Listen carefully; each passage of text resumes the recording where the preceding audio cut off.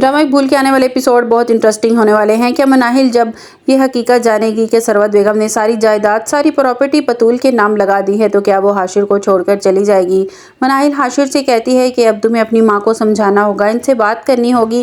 कैसे उन्होंने सारी जायदाद बतूल के नाम लगा दी? तुम इनकी औलाद हो, कल दिन की आई लड़की इनको तुमसे ज़्यादा अजीज़ हो गई। अब तुम्हें इस घर में रहने के लिए बतूल की इजाज़त लेनी पड़ेगी। हाशिर कहता है कि ये बात नहीं है, बस वो तुम्हें पसंद नहीं करती। उन्हें लगता है कि तुमने मुझसे लालच में शादी की है और जैसे ही तुम्हें पता चलेगा कि मेरे पास कुछ नहीं है तो तुम मुझे छोड़कर चली जाओगी। मनाहिल कहती है, प्लीज़ वलीद मुझे मेरे घर छोड़ दें। हाशिर कहता है, तुम्हारा मूड क्यों ख़राब हो रहा है, क्या बात है? मनाहिल हाशिर से कहती है कि हाशिर, ज़िंदगी गुजारने के लिए मोहब्बत के साथ साथ रुपए पैसे की भी ज़रूरत होती है, और तुम्हें क्या लगता है कि तुम अपनी ज़िंदगी ऐसे गुजार पाओगे? तो हाशिर कहता है, मैं तुम्हारा साथ पाकर बहुत खुश हूँ, थोड़ा वक्त लगेगा मनाहिल, लेकिन मैं सब कुछ वापस पा लूँगा। और माँ की नाराज़गी कब तक रहेगी? और बतूल बड़ी सीधी और मासूम लड़की है, वो सब कुछ मुझे वापस लौटा देगी। मनाहिल हाशिर से कहती है कि मुझे तब तक इंतज़ार करना पड़ेगा कि कब तुम्हारी माँ को मुझ पर रहम आएगा और वो मुझे अपनी बहू तस्लीम करेंगी। और तुम्हें क्या लगता है कि बतूल सारी जायदाद तुम्हें वापस कर देगी? वो छोटे घर की लड़की है, इसने कभी इतनी जायदाद, इतनी दौलत नहीं देखी होगी। अपनी माँ से बात करो, मुझे साथ इस घर में रहना है और मुझे बतूल वहाँ नज़र नहीं आनी चाहिए। हाशिर मनाहिल को समझाने की कोशिश करता है कि मनाहिल मेरी बात सुनो, तुम जैसे चाहती हो वैसे ही होगा, लेकिन हमारे रिश्ते को थोड़ा वक्त दो। मनाहिल कहती है, तुम जैसे, बस मुझे मेरे घर छोड़ दो। हाशिर खामोश हो जाता है और कहता है कि अगर तुम्हें यही मर्जी है तो ठीक है। तो दूसरी तरफ बतूल सरवत बेगम से कहती है कि आपने अच्छा नहीं किया कि आपने अपने बेटे को मेरे सामने लाकर झुका दिया है। सरवत बेगम कहती है कि यह बहुत ज़रूरी था, मैं अच्छी तरह समझ गई हूँ कि वो लड़की एक लालची लड़की है।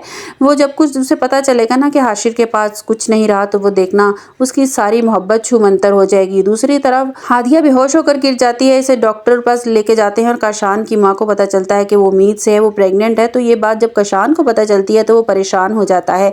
काशान की माँ कहती है, इतनी बड़ी खबर तुम्हें खुशी नहीं हुई? काशान कहता है, क्या खास खुशी होगी, मैं तो अपनी ज़िंदगी से इसको निकालना चाहता हूँ और ये मेरे गले में बंधा बनकर ही पड़ गई है। जब मेरी ज़िंदगी में आई, जब से मेरी ज़िंदगी में आई है, मेरे साथ कुछ बुरा हो रहा है, मैं इसे अपनी ज़िंदगी से निकालना चाहता हूँ। और ये बच्चा कहाँ से आ गया बीच में? वो अपने कमरे में जाता हुआ हादिया को ज़ोर से धक्का देता है, हादिया सोफे पे गिर जाती है। काशान की माँ जल्दी से उसे संभालती है और काशान की माँ गुस्से से चिल्लाती है, कुछ तो शर्म कर लो काशान, ये तुम्हारे बच्चे की माँ बनने वाली है। काशान कहता है, खबरदार अगर आपने कहा कि मैं इस बच्चे का बाप हूँ, न जाने कहाँ से मुँह काला करके आई है और मुझ पर इल्ज़ाम लगा रही है।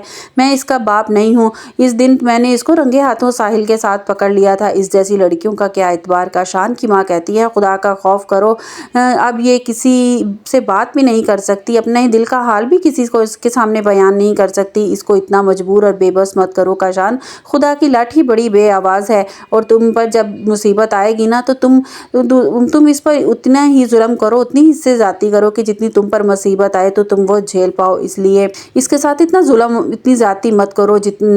काशान कहता है कि शुरू हो गया आपका भाषण, आप थकती नहीं हैं इस तरह की बातें कर करके, भाषण दे दे के? आप जानती हैं कि इस तरह की बातों का मुझ पर कोई असर नहीं होता, फिर भी आप बाज नहीं आती। आप कैसी माँ हैं? आपको अपने बेटे की बुराइयां नज़र आती हैं और ये तो जैसे दूध की धुली है। अगर ये इतनी अच्छी होती इसके तो शादी वाले दिन भागकर मेरे पास क्यों आती? काशान की माँ कहती है, हाँ हाँ, हो गई इससे गलती और इस गलती की सज़ा का खमियाजा इसको कितनी देर तक भुगतना पड़ेगा?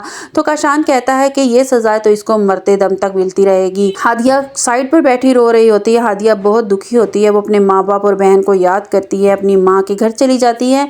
वहाँ इसका सामना बतूल से हो जाता है। वो बतूल को देखकर बहुत खुश होती है और कहती है कि मैं सोच नहीं सकती कि कितनी दुआओं के बाद आज आपका और मेरा सामना हुआ है, मुझे तो ऐसे लगता था जैसे मैं आपको कभी नहीं देख पाऊंगी। बतूल कहती है, हादिया तुमने सब कुछ ख़त्म कर दिया, मेरी ज़िंदगी बर्बाद कर दी, मेरी एक भूल में बर्बाद कर दी और मेरी भी, और तुम्हारी एक भूल हमें कहाँ से कहाँ लाकर खड़ा कर दिया है। हादिया कहती है, मुझे माफ़ कर दो, अब मुझे जो सज़ा देना चाहती हैं मुझे मंजूर है। लेकिन इस पर बतूल कहती है कि जो सज़ा तुम्हें खुदा ने दी है वो तुम्हारे लिए काफ़ी है हादिया, और जो सज़ा मेरे हिस्से आई है न जाने वो मुझे कब तक भुगतनी पड़ेगी। आपको हमारी वीडियो कैसी लगी? कमेंट्स बॉक्स में अपनी राय का इज़हार कीजिएगा, लाइक और सब्सक्राइब कीजिएगा।